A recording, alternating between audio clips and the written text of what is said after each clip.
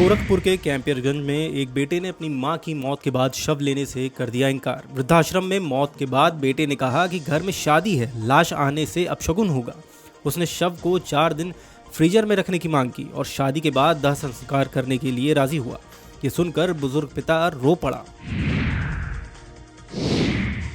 भारत के 53वें मुख्य न्यायाधीश बने जस्टिस सूर्यकांत राष्ट्रपति द्रौपदी मुर्मू ने दिलाई शपथ। शपथ ग्रहण समारोह राष्ट्रपति भवन में हुआ आयोजित। प्रधानमंत्री नरेंद्र मोदी, रक्षा मंत्री राजनाथ सिंह और गृह मंत्री अमित शाह हुए शामिल। डिप्टी सीएम केशव प्रसाद मौर्य ने कहा कि अखिलेश यादव का मानसिक संतुलन बिगड़ा हुआ है। उन्होंने ये भी कहा कि रामलला का भव्य मंदिर अब तैयार हो चुका है और अगर सरकार न बनती तो मंदिर का निर्माण संभव नहीं होता। केशव ने लोकतंत्र के महायज्ञ SIR में सभी को शामिल होने की अपील भी की। स्वामी प्रसाद मौर्य ने कहा कि बागेश्वर बाबा की यात्रा को सरकार का संरक्षण मिल रहा है और ये देश के बंटवारे के बीज बनाने का काम कर रहे हैं। उन्होंने दावा किया, जो हिंदू राष्ट्र की बात कर रहा है वह देश का दुश्मन है और उस पर FIR होनी चाहिए। डिप्टी सीएम केशव प्रसाद मौर्य ने कहा कि सपा के तमाम बड़े नेता बड़बोले हैं और सपा रामद्रोही पार्टी है। उन्होंने ये भी कहा कि बिहार में जनता ने जवाब दे दिया है और बंगाल और यूपी में भी जनता जवाब देगी। केशव ने यह भी कहा कि घुसपैठियों का कोई भारतीय स्वागत नहीं करेगा। स्वामी प्रसाद मौर्य ने एक्स पर पोस्ट करते हुए कहा कि अगर भारत अमर समाज तो हिंदू राष्ट्र की मांग क्यों की जा रही है। उन्होंने RSS प्रमुख मोहन भागवत से सवाल भी किया कि हिंदू राष्ट्र की मांग करने वाले क्यों नहीं जेल भेज दिए जाते। स्वामी प्रसाद मौर्य ने कहा कि अगर हिंदू नहीं रहेगा तो दुनिया नहीं रहेगी क्या? ये झूठ है। दुनिया तो पहले भी थी और आगे भी रहेगी। मंत्री दानिश आजाद अंसारी ने मदरसों की जांच पर कहा कि यह सरकार का रूटीन काम है। उन्होंने बताया कि उनकी सरकार प्रदेश में अमन चैन चाहती है और किसी को भी कानून तोड़ने की इजाजत नहीं दी जाएगी। डिप्टी सीएम केशव प्रसाद मौर्य ने दिव्यांग को देख अपनी गाड़ी रुकवाई और उनसे उनकी समस्याएं जानी। आवास से निकलते ही समय गाड़ी उतरकर उन्होंने दिव्यांग से बातचीत की और उनके हालचाल भी लिए। केशव ने तत्काल कार्यवाही का आश्वासन दिया और संबंधित अधिकारियों को निर्देश भी दिए। नोएडा के गेगझा में उच्च प्राथमिक विद्यालय की शिक्षिका पिंकी सिंह ने SIR ड्यूटी से परेशान होकर इस्तीफा दे दिया। पिंकी सिंह ने निर्वाचन अधिकारी को पत्र लिखकर पूछा कि निर्वाचन सामग्री किसे सौंपी जाए। वह 215 मतदाताओं का डेटा अपलोड कर चुकी थी। दबाव के चलते पिंकी ने इस्तीफा दे दिया।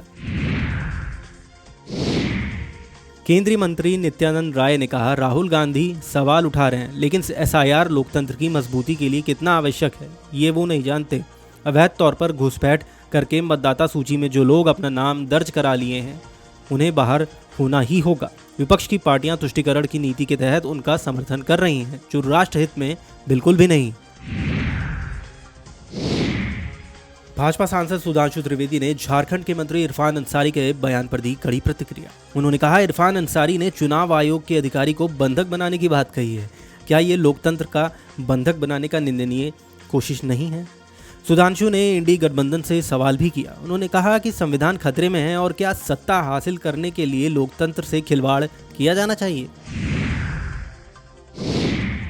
दानिश आजाद अंसारी ने सपा अध्यक्ष अखिलेश यादव के प्रधानमंत्री मोदी पर दिए बयान पर प्रतिक्रिया दी। उन्होंने कहा कि यह अफसोसजनक है कि समाजवादी पार्टी के नेता PM मोदी पर व्यक्तिगत टिप्पणियां कर रहे हैं। PM मोदी भारत को समृद्ध और विकसित बनाने के लिए संकल्पित हैं, लेकिन विपक्ष को ये सकारात्मक सोच बर्दाश्त नहीं हो रही। केंद्रीय मंत्री गिरिराज सिंह ने राहुल गांधी के बयान पर प्रतिक्रिया देते हुए कहा, राहुल गांधी और उनकी बहन ने तेजस्वी के साथ बिहार में यात्रा की, लेकिन जनता ने उन्हें आईना दिखा दिया। अगर वे SIR के खिलाफ बोल रहे हैं तो वे अराजकता फैलाना चाहते हैं। चुनाव आयोग को धन्यवाद देना चाहिए कि बिहार में पुनर्मतदान नहीं हुआ। बिहार के उप मुख्यमंत्री और भू राजस्व मंत्री विजय कुमार सिन्हा ने कहा कि हमारी मातृभूमि का संरक्षण हमारी जिम्मेदारी है। भूमि विवादों के मामलों को रोकने की कोशिश करेंगे और पारदर्शिता के साथ न्याय सुलभता उपलब्ध करवाया जाएगा। हमने कई नई पहल शुरू की है और मुख्यमंत्री नीतीश कुमार के विजन को पूरा करेंगे। बालू माफियाओं से भी निपटा जाएगा। कांग्रेस नेता राकेश सिन्हा ने भाजपा नेता उमा भारती के बयान पर कहा, मुझे लगता है कि देश के प्रधानमंत्री को भी उमा भारती को समझाना चाहिए कि देश में सद्भावना और सामाजिक समरसता बरकरार रहे। यदि राज्य स्तर पर यह जिम्मेदारी मुख्यमंत्री की है तो राष्ट्र स्तर पर यह जिम्मेदारी प्रधानमंत्री की भी बनती है। प्रधानमंत्री उमा भारती को समझाएं कि देश में सामाजिक समरसता को टूटने ना दें, बरकरार रखें। समाजवादी पार्टी प्रमुख अखिलेश यादव के बयान पर छत्तीसगढ़ के उप मुख्यमंत्री विजय शर्मा ने कहा, उन्हें ऐसा नहीं करना चाहिए था। उनको ये बात नहीं समझ आएगी। उनको अपना जीवन चाहिए और उन्हें अपने जीवन में सारे सुख चाहिए, इसलिए वो नहीं समझ पाएंगे। पीएम मोदी के संबंध में ऐसा बोलना उनको बहुत छोटा बनाता है। उत्तर प्रदेश के उप मुख्यमंत्री बृजेश पाठक ने कहा, प्रधानमंत्री नरेंद्र मोदी 25 नवंबर को अयोध्या धाम में ध्वजारोहण करेंगे। 22 जनवरी 2024 को जब पीएम मोदी ने रामलला के मंदिर का लोकार्पण किया था तो दुनिया ने सनातन संस्कृति को स्थापित होते देखा। ये वर्षों पुराना संकल्प पूरा हो रहा है और हम प्रधानमंत्री के स्वागत के लिए उत्सुक हैं।